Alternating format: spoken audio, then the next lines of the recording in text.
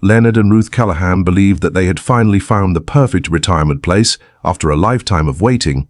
A peaceful farm exactly like what they had imagined for many years, and a broker had sent them photos of the facade covered in lush green vines in the afternoon sunlight, making the place look like a tranquil scene untouched by time. And because they couldn't go see it in person, they did what they had always promised themselves they would never do, which was to sign the contract and transfer all their savings based only on faith and a few beautiful pictures. And in the first week after arriving, when they hired a gardening crew to clear the layer of vines covering the barn, they thought it was just the first step to starting their new life. But when the first vines were pulled down, the front wall began to shake unusually, and then in just a few seconds the entire facade collapsed with the dry, snapping sound of rotten wood, revealing the truth that the vines themselves had been holding it up all this time.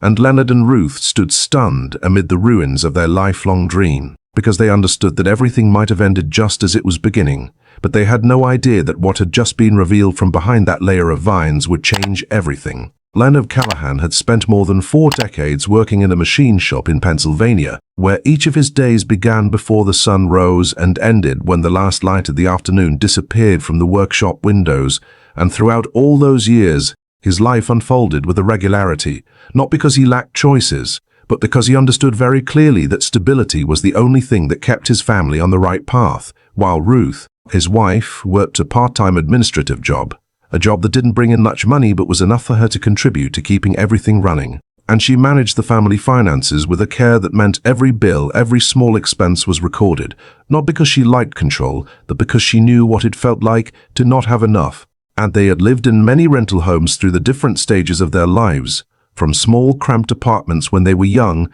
to larger houses when the children grew up, and then back to smaller spaces as life gradually shrank. And in all those places, they always carried the same feeling, that this was not where they would stay forever, that this was only a temporary stop on the road leading to something they had not yet achieved, and each time they moved, they would tell each other that this time was just the next step, that they were getting closer to a piece of land they could call their own, a place that no one could take back, no one could ask them to leave. And Leonard always paid the rent on time as an unbreakable principle because he believed that if there was one thing in life that could not be allowed to fail, it was keeping a roof over his family's head, while Ruth, for more than 30 years, had kept a thick notebook, not something technological or modern, but a real notebook, with pages that had yellowed over time. Inside were images she cut from magazines, printed from real estate websites, or sometimes just photos she quickly took through the car window when they drove past a farm that she found beautiful, and each image came with a small note,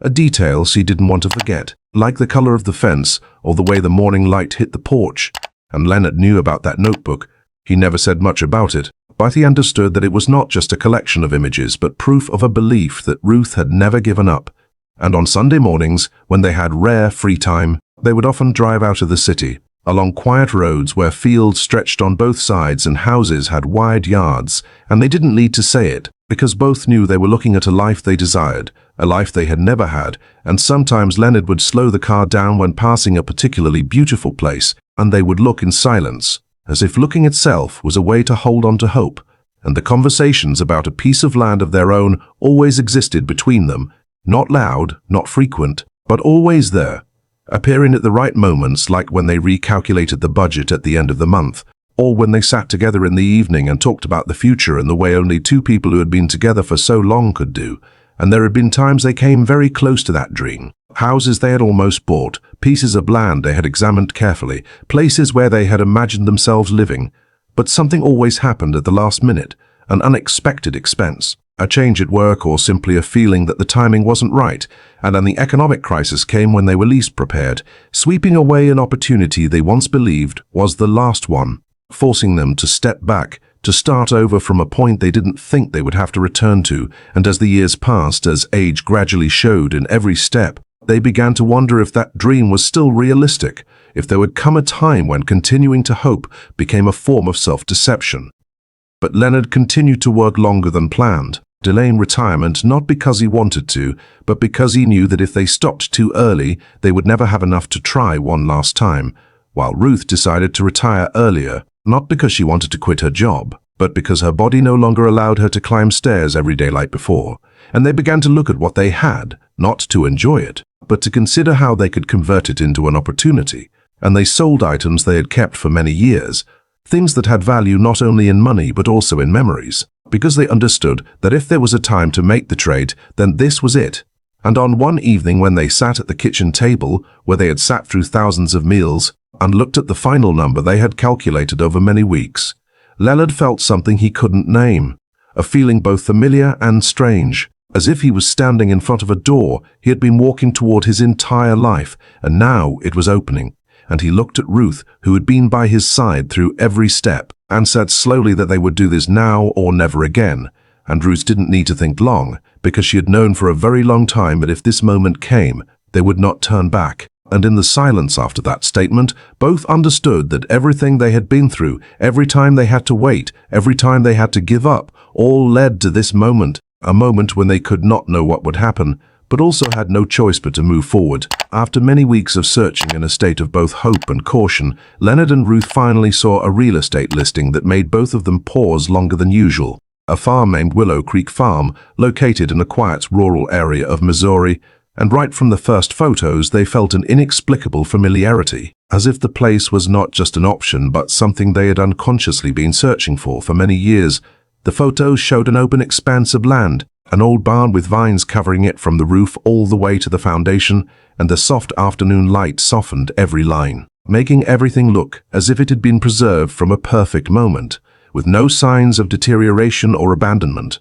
only the feeling of time passing peacefully. And the selling price of the farm was exactly within the range they had just calculated, not higher, not lower, as if it had been placed there just for them. And that made Leonard feel both lucky and uneasy in a way he couldn't clearly explain, while Ruth, who had looked through hundreds of listings over the years, almost immediately knew that this was what she'd been waiting for. She sent the link to Leonard in the morning with a short message that this was the place, without long explanations, because she believed he would understand as soon as he saw it. And just a few minutes later, Leonard called back, not to ask more, but to confirm that he felt the same. And the broker, Gregory Hale, answered their call with a tone that Leonard immediately recognized as the kind of voice from someone who had done this job long enough to know how to make others feel reassured.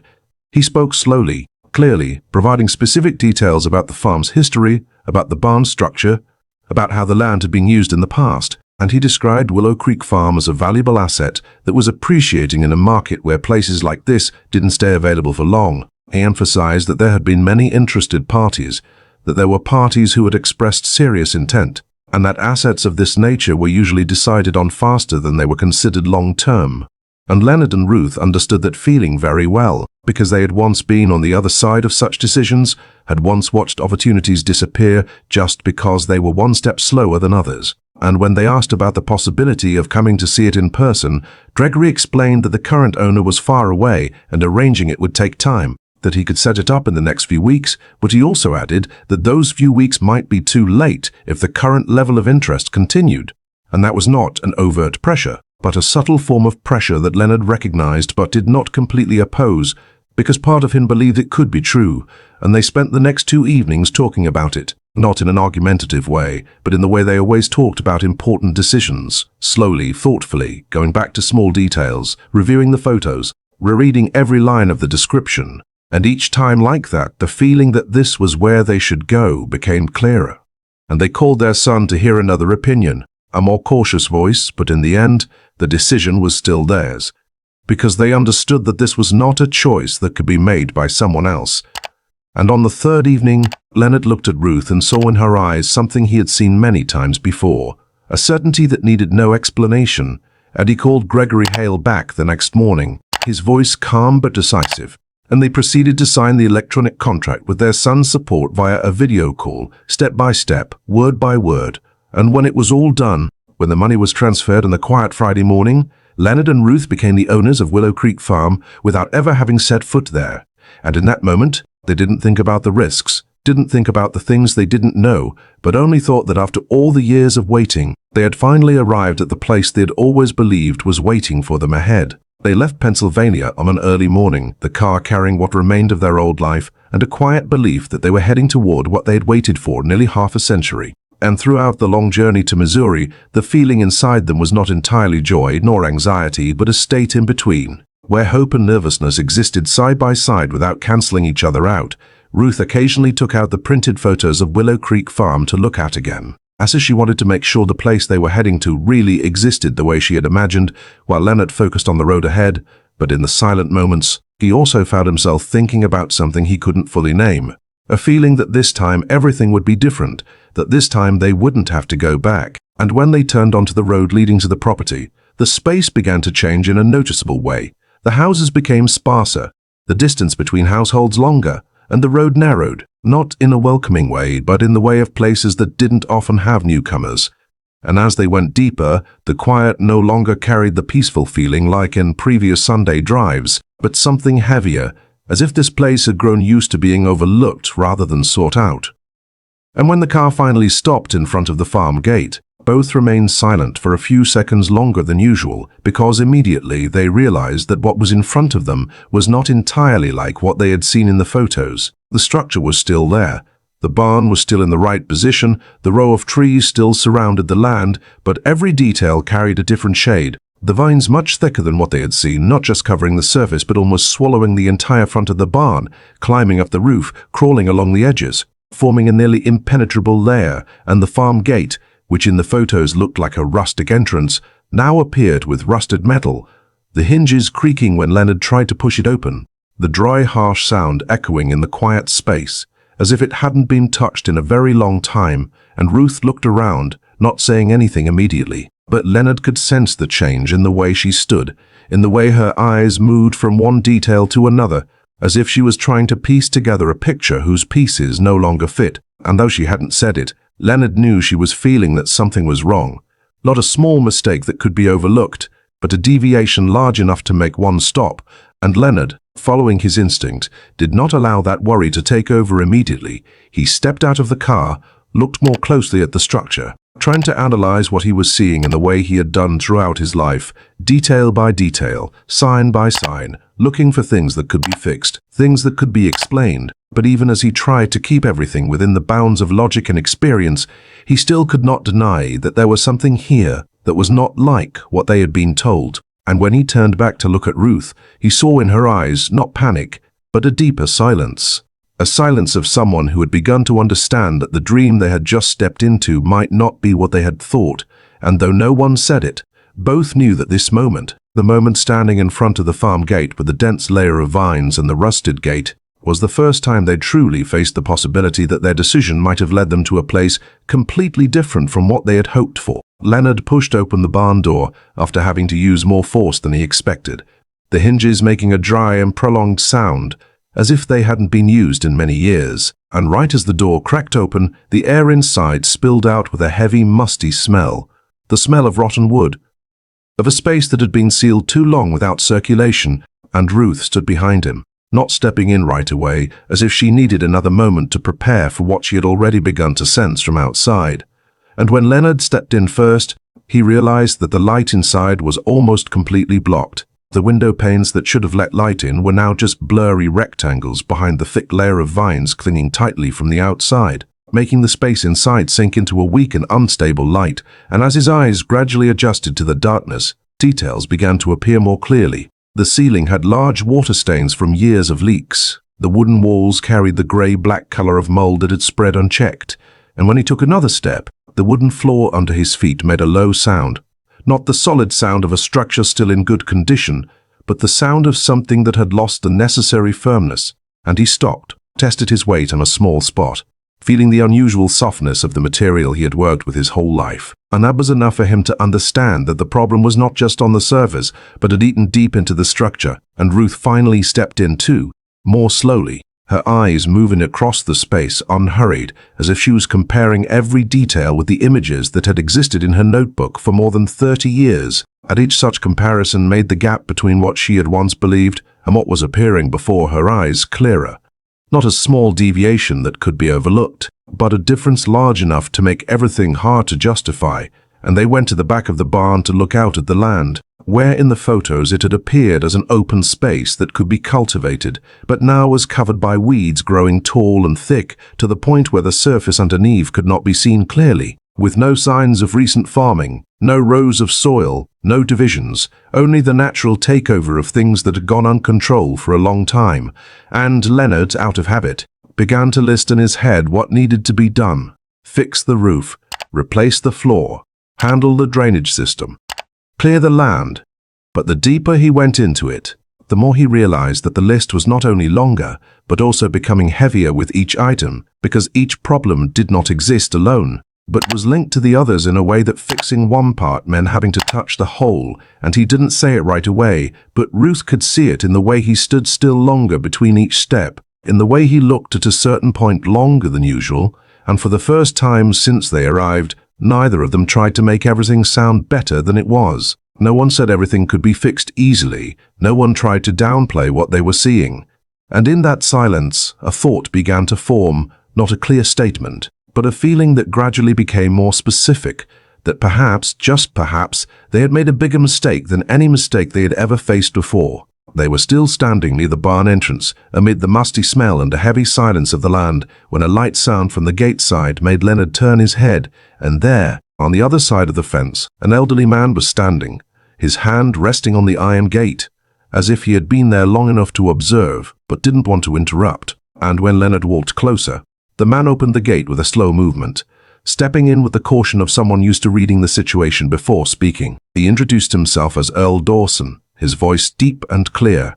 and said that he had lived in this area for more than 30 years, long enough to know the history of most of the land around here in the way long-time residents still knew, not through paperwork, but through what they had seen, heard, and remembered. And he looked around the farm, not like someone evaluating for the first time, but like someone confirming something that had been predicted beforehand. Then he said, not too loudly, but clearly enough for both Leonard and Ruth to hear, that he had worried this would happen when he heard news that someone had bought the place, and Leonard, upon hearing that sentence, felt something shift inside him, because that was not the way a person reacted to a surprise, but the way a person reacted when something bad they had thought about finally happened.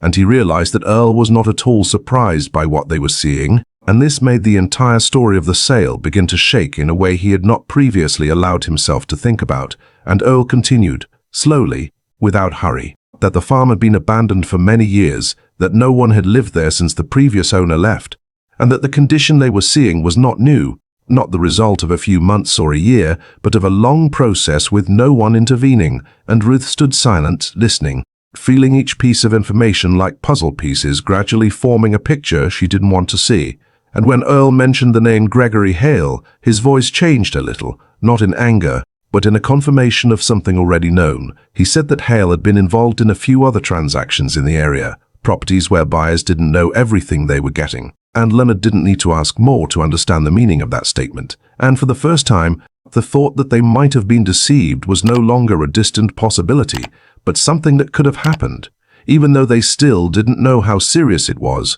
And Ruth, who had always kept faith that everything would eventually be okay, began to feel a chill spreading from within, not panic, but a slow realization that what they were facing might be bigger than they thought. And Earl, after a short pause, looked toward the barn, where the layers of vines were still clinging tightly to the parts that hadn't been removed yet. And he said that the previous owner of this farm, from what he knew, was someone who had the habit of keeping important things in a way no one else did.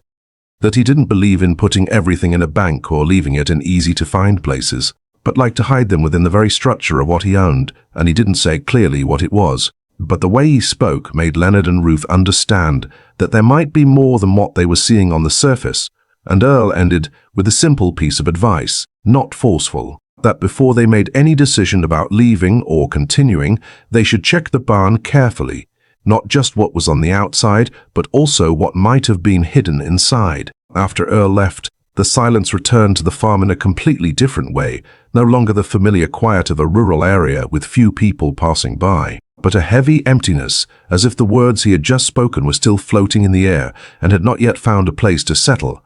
And Leonard and Ruth stood there for a while longer, not looking at each other, not saying anything, as if each was trying to keep their thoughts from drifting too far from the reality in front of them.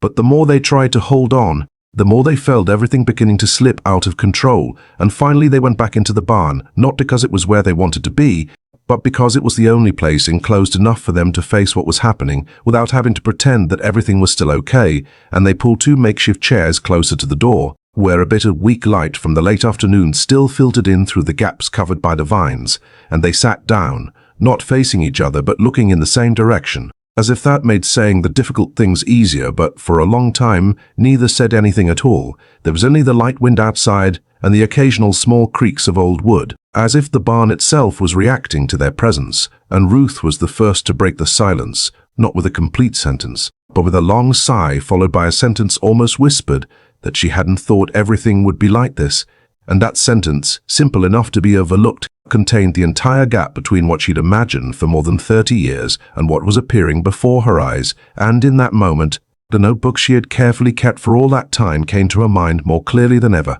Every page, every photo, every small detail she had saved, like pieces of a future she believed would one day become reality. And all those images shared one common point: a sense of care, a sign of life, a proof that the place had once been loved and maintained by someone. And when she placed those images next to what was in front of her, she saw not only the difference, but a distance she didn't know where to begin to close. And Leonard, sitting beside her, didn't look at her.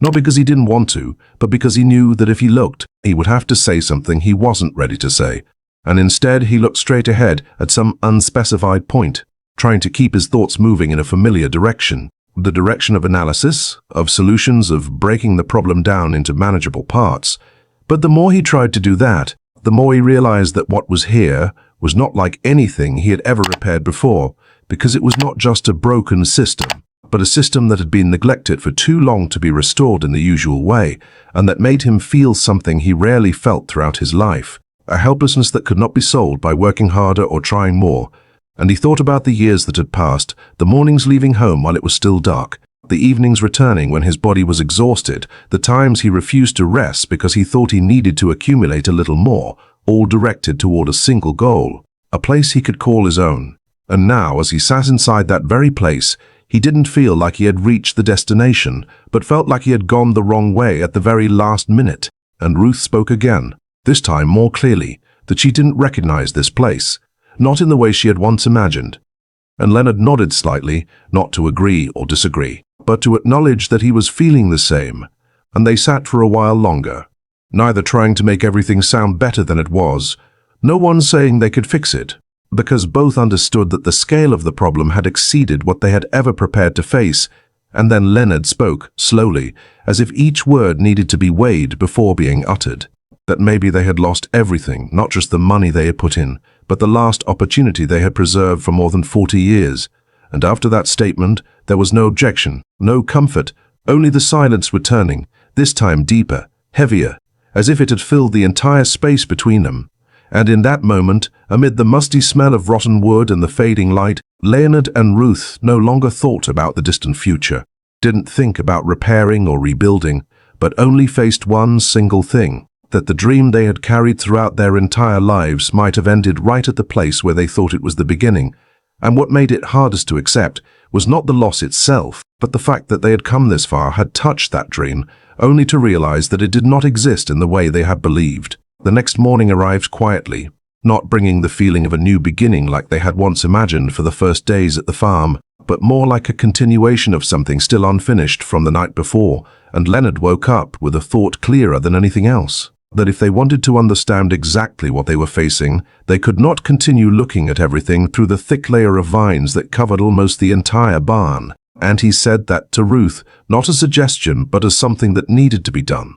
And Ruth nodded, not because she was sure this was the right direction, but because she understood that doing nothing would only make everything worse in their minds. And they called the gardening crew they had contacted earlier, asking them to come back and begin the cleanup work more thoroughly, not just trimming the surface, but completely removing the layer of vines that was clinging tightly to the structure. And when the workers arrived, they brought tools, cutters, and a professional attitude from people who had handled many abandoned properties. But even they paused for a moment when looking at the extent to which the vines had taken over the barn, as if they understood that this was not just a regular cleanup job. And the work began from the left side of the facade, where the light shone in most clearly, and the first cut separated the thick vines from the wooden surface, revealing patches of wall that no one had seen in many years. And immediately the difference became clear. The wood underneath did not carry the warm brown color like in the photos they had seen, but a pale gray mixed with black of decay, with broken grain lines and points where the material seemed to have lost its original shape.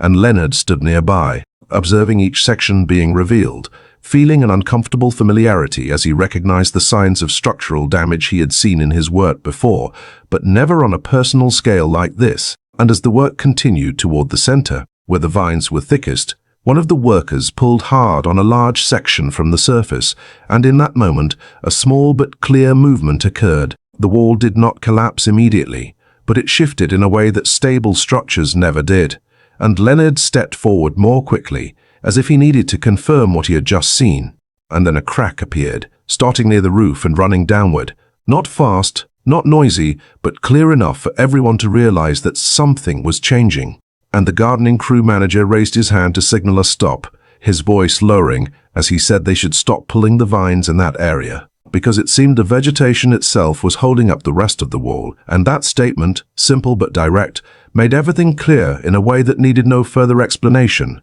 And in the next few seconds, when no one touched anything anymore, the wall itself began to react to the loss of that natural support. The crack widened, the wood made dry and brittle sounds, and then the center of the facade collapsed with a heavy impact. Dust rose and broken wood fragments fell to the ground, leaving an opening where before there had only been a completely covered surface, and Leonard stood still, not approaching immediately, because he understood that this moment was not just the collapse of a structure, but the confirmation of what they had begun to suspect the night before, that what they had bought was not a farm that needed repair, but something that had been held up by temporary elements they had just removed. And Ruth, standing behind, said nothing, but her eyes did not leave the opening that had just been revealed, where before there had only been a covered wall.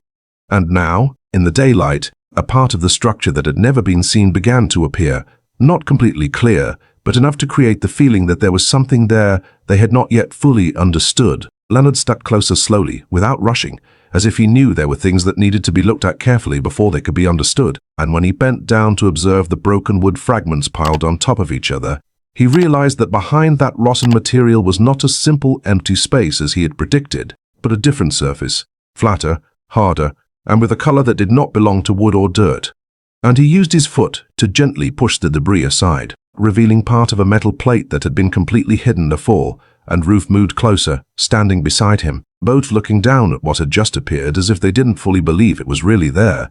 And Leonard knelt down, using his hand to brush away more dust and remaining wood pieces, revealing its shape more clearly, a small rectangular metal door fastened into a fixed frame inside the structure, with an old handle and a keyhole darkened by time. And what caught Leonard's attention was not only its existence, but the way it was positioned here, not like a regular part of a barn's design, but like something hidden, placed where it could only be seen when the outer surface disappeared. And he stepped back a little, looking at the entire surrounding area, trying to imagine how this structure had originally been built. And the more he looked, the more certain he became that this was not a random part, but something intentional, something placed there with the intention that no one would easily find it. And Ruth said nothing, but her eyes moved from the metal door to Leonard, as if searching for an explanation she knew he didn't have either. And in that silence, both felt a subtle change in the way they viewed the situation, because for the first time since arriving, there was something that was not just deterioration or a mistake, but a sign of an untold story. And Leonard reached out to touch the metal surface, feeling its coldness and solidity, completely different from what was around it. And he said, almost to himself, that this thing did not belong to the rest of the barn, that it was not made to serve ordinary purposes. And that statement needed no further explanation, because Ruth understood his meaning immediately, and a question began to form, not whether they should open it or not, but whether they could not open it, because if they ignored it, they would never know what was behind it, and if they opened it, they might find something they were not ready to face. And Leonard stood up, looked around once more, as if to make sure he wasn't missing anything else, then turned back to look at Ruth, and in her eyes he saw not fear, but a quiet determination, an acceptance that if they had come this far, if everything had unfolded this way, then turning their back on the answer was no longer a real choice. And he nodded slightly, without needing to say it aloud, then walked toward the car to get his tools, the things he always carried as a habit from many years of work, while Ruth stayed by the metal door, not touching it, only looking as if she was trying to listen to something from the other side that she could not yet understand. Leonard knelt in front of the metal door, placed his toolkit beside him, and worked with a focus that Ruth had seen in him thousands of times before. But this time there was something else, A caution that came not only from skill, but also from the feeling that what lay behind this door could change the way they understood the entire situation, and he tried the handle first, realizing that it was not locked in the usual way, but only held tight by time and lack of use. Then he applied just enough force to turn it, and after a few seconds of resistance from the old metal, the inner mechanism gave way with a low sound, not a clear click, but a slow opening, as if what was inside had been waiting a very long time to be accessed. And when the door was pulled open, a different stream of air escaped, not carrying the rotten smell like the rest of the barn, but drier, more stable. And Leonard paused for a moment, as if that difference alone was enough to confirm that this space was not like what surrounded it. Then he lowered himself, looked inside, and Ruth stepped closer, standing behind his shoulder, her eyes directed down at the darkness that had just been opened. And as their eyes gradually adjusted to the weak light, they realized that below was not a random empty space, but a deliberately built compartment, with walls reinforced with sturdier material and the floor below unusually dry compared to the rest of the structure above, as if this space had been designed to be separated from the moisture and decay of time. And Leonard carefully stepped down first, one step at a time, checking the stability of the metal steps attached to the wall, then reached out to help Ruth down after him. And when both stood in that small compartment, the feeling around them changed noticeably, no longer the decay and chaos of the barn above, but a discreet silence, almost orderly,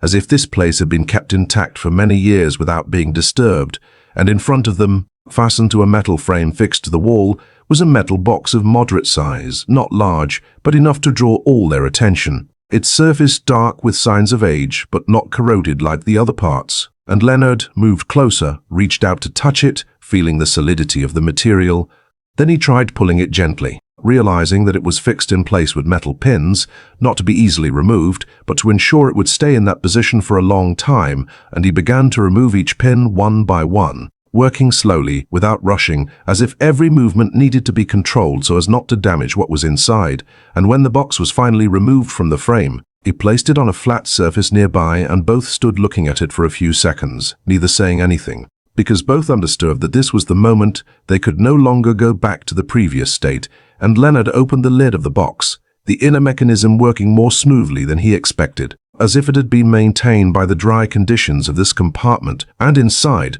there was not money or items of immediate material value, but documents carefully wrapped in a moisture-resistant material, neatly arranged as if the person who placed them here had thought they would be found at some point. And Leonard took out each stack one by one, unwrapped the covering, and when the papers inside were revealed, he noticed that they were surprisingly intact, the writing clear, the paper not moldy or torn, as if time had been held back in this place. And Ruth moved closer, looking at the lines of text, the seals, the details she didn't fully understand, but she sensed that what they were holding in their hands was not random, not something forgotten, but something that had been kept with a purpose. Leonard carefully spread the documents out on the flat surface in the underground compartment, the light weak but sufficient for him and Ruth to see clearly, each line written in an old-fashioned but neat script.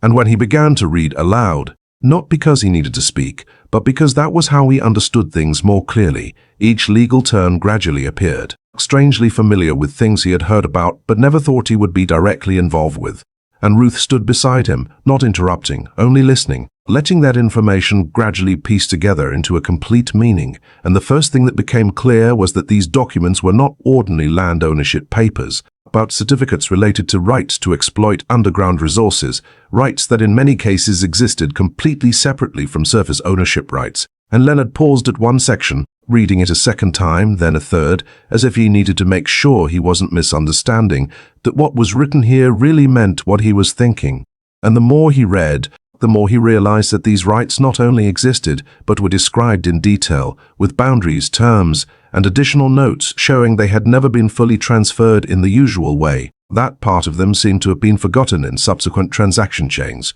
not fully recorded or not legally transferred through the generations. And that created a legal gap that Leonard, even though he was not a lawyer, could still understand at a basic level that if these documents were still valid, then the rights to those resources might never have left the place where they were kept. And Ruth, as she began to understand that, felt an indescribable feeling spread through her, not joy or relief, but a kind of surprise mixed with caution, because what they had just discovered was not simply an interesting detail, but a possibility that could completely change the way they viewed this farm. And Leonard continued turning the pages, pointing to the notes about the types of resources mentioned, the indications of previous surveys, the signs that this piece of land was not just an abandoned cultivation area, but might lie on top of something far more valuable than what they had seen on the surface. And he stopped, placed his hand on the stack of documents, not because he had finished reading, but because he needed a moment to process it. And he looked at Ruth without needing to say what it meant, because both were reaching the same conclusion through different lines of thinking, that the farm they believed was a huge mistake might contain a potential value they had never imagined. But at the same time, they also understood that this value was not something that could be confirmed just by reading a few sheets of paper in an underground compartment, that it brought with it questions, next steps, things they were not ready to face immediately. And in that moment, amid the carefully preserved documents and the discreet space of the underground compartment, Leonard and Ruth were no longer standing in the position of people who had just lost everything, but at a much more unclear middle point, where loss and unexpected possibility existed side by side. And what made everything more complicated was not the potential value these documents suggested, but the fact that they still didn't know exactly where it would lead them, and whether it would salvage their mistake,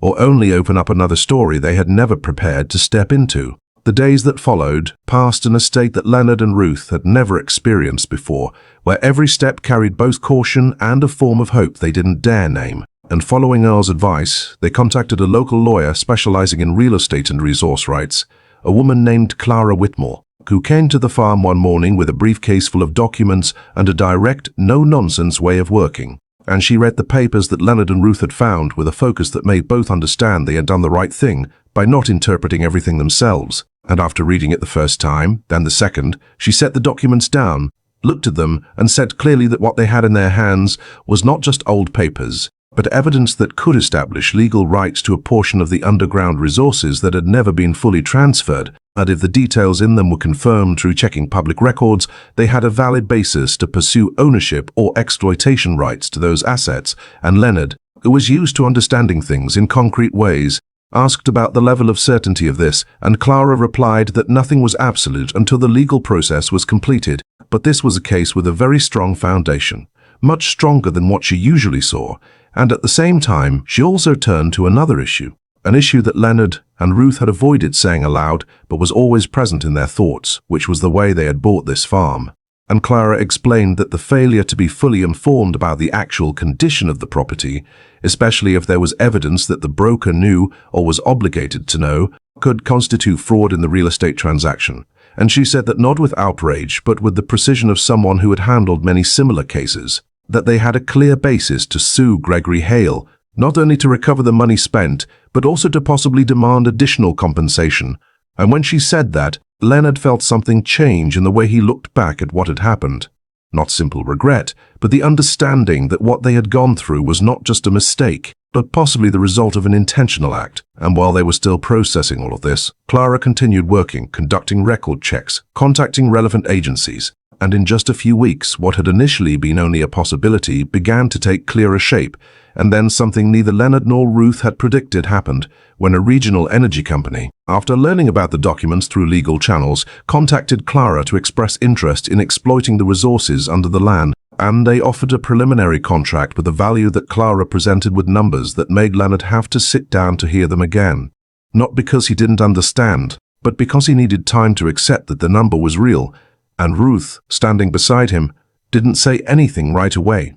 But in her eyes, there was no longer the emptiness of the early days, but a new focus, a realization that what they had thought was the end might be opening up a completely different path. And in all of that, what made everything hardest to grasp was not the value of the offer or the possibility of the lawsuit, but the fact that they were still standing in the same farm, the same barn, where everything had once collapsed, and now it had become the center of an opportunity they had never imagined. However, when the numbers started to become more specific and the offers gradually shifted from possibilities to actual plans, Clara also slowly revealed the rest of the picture, the part she did not rush to say right from the beginning because she knew that Leonard and Ruth needed time to fully understand the meaning of what they had found before they could face the consequences that came with it. And she explained that exploiting underground resources, whether oil, gas, or any form of mineral, was not a process that happened silently beneath the surface without leaving traces, but almost always came with significant changes to the land above,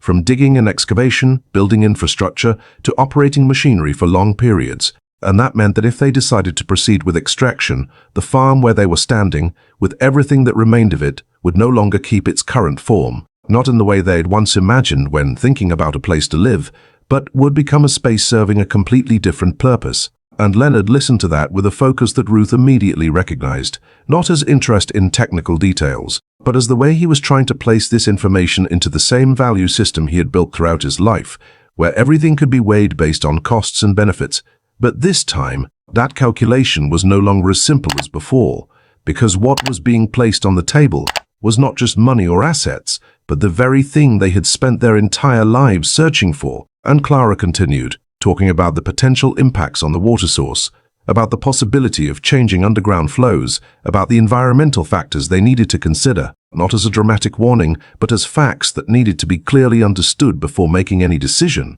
And Ruth stood there, listening to every word, feeling them not only with reason, but with something deeper. Because when she thought about a farm, she did not think about numbers or contracts, but about a place where she could live. A place where she could wake up every morning and know that she was in the right spot. And when she tried to place those images next to what Clara had just described, she realized that the two things did not easily coexist, that one choice could completely eliminate the other. And Leonard, after a period of silence, asked a simple question, whether there was any way to both keep the land and extract from it or not, and Clara replied that in some cases the impact could be minimized, but it could not be completely eliminated, that any significant form of extraction would change the nature of the land in a way that could not be fully reversed, and that answer, not surprising but clear, made Leonard nod slowly, as if he was accepting something he had already begun to understand before it was spoken, and in that moment he realized that the value they had just discovered was not an unconditional gift,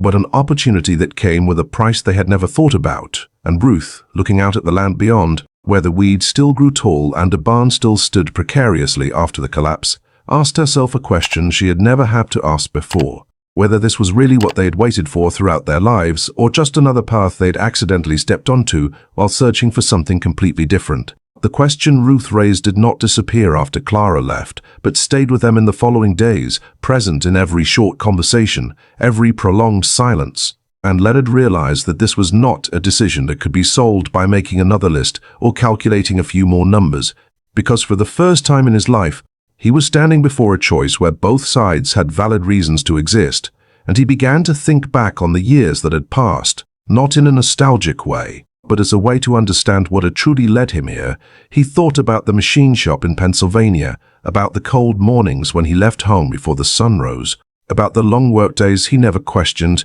because he believed each such day was a step closer to something meaningful, and that, he realized, had never been only about money, had never been only about owning a piece of land, but about the feeling of stability, the feeling of having a place where he did not need to leave, did not need to worry that one day someone would knock on the door and ask him to go. And when he placed that feeling next to what Clara had said about extraction, he began to see more clearly that the two things did not easily coexist, that accepting the financial value might mean giving up the very thing he had worked his whole life to achieve. And Ruth, meanwhile, returned to the notebook she had brought with her for the first time since they arrived at the farm. She opened it not to look for a new image, but to look back at what she had preserved for more than 30 years. And she turned each page one by one, slowly, without skipping any detail, looking at the farms she had once thought were perfect, the houses with bright porches, the well-tended gardens, the spaces where she could imagine herself living without needing to change anything. And when she looked at those images in the current context, she realized that what she truly wanted had never been the potential value of the land, had never been how much money it could bring, but the feeling it could bring, a feeling she had searched for throughout her entire life, a feeling she could not find in any rental house. And if the extraction took place, if the machinery, the constructions and the changes Clara had described became reality, then this place, no matter how valuable, would no longer be what she had spent many years imagining. And when Leonard and Ruth finally sat down together to talk about it directly, without avoiding or delaying, they did not need many words to understand that they were reaching the same conclusion from two different directions. that they could accept the offer, could solve all their financial problems, could turn their mistake into a big opportunity in a way many people would call lucky. But in exchange, they would lose the very thing they had been searching for from the beginning. And Leonard said it slowly, as if he needed to hear it spoken to believe it was the right decision,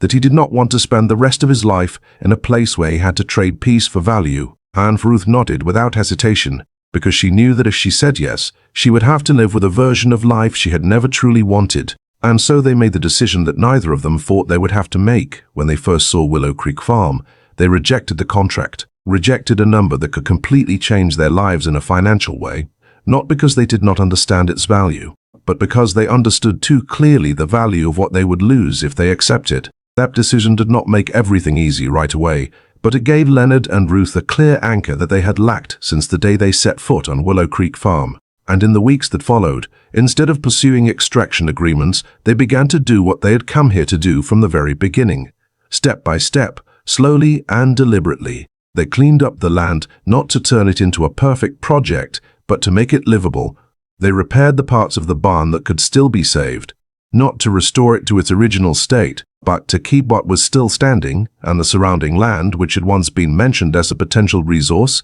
they chose to preserve a large part of it. Not because they did not understand its economic value, but because they understood that not all value needed to be exploited to become meaningful. And Leonard, in the afternoon, standing in the middle of the land, watching the light change on the rows of trees and the remaining structure of the barn, began to realize that he had not spent his whole life working just to trade for a piece of land that would be destroyed to serve a purpose he did not truly want, but that he had spent that entire life so he could stand here in a space where he had the right to decide what would happen next. And Ruth, when she opened her notebook again, no longer looked at it as a list of things not yet achieved, but as a journey that had led her to a choice she could trust. And she understood that what they had found under the layer of vines was not only documents or a potential value, but an opportunity to verify what they truly valued. And when they chose to reject the more predictable path, they did not lose the opportunity, but chose a different, harder path that was more true to who they were. And on a spring morning, when the first green sprouts began to appear on the part of the land they had decided to keep intact, Leonard and Ruth stood side by side, not saying much, because they did not need to speak to understand that the life they were beginning was not like what they had once imagined, but was something more fitting with everything they had been through. And their story did not end with unexpected wealth or a perfect repair, but with a choice that showed that not every opportunity should be taken, and sometimes the right thing is not what brings the most, but what allows you to keep yourself. If this story makes you think, please subscribe to the channel so you don't miss deep stories like this every week. See you in the next story, where the most unexpected things are always waiting to be discovered.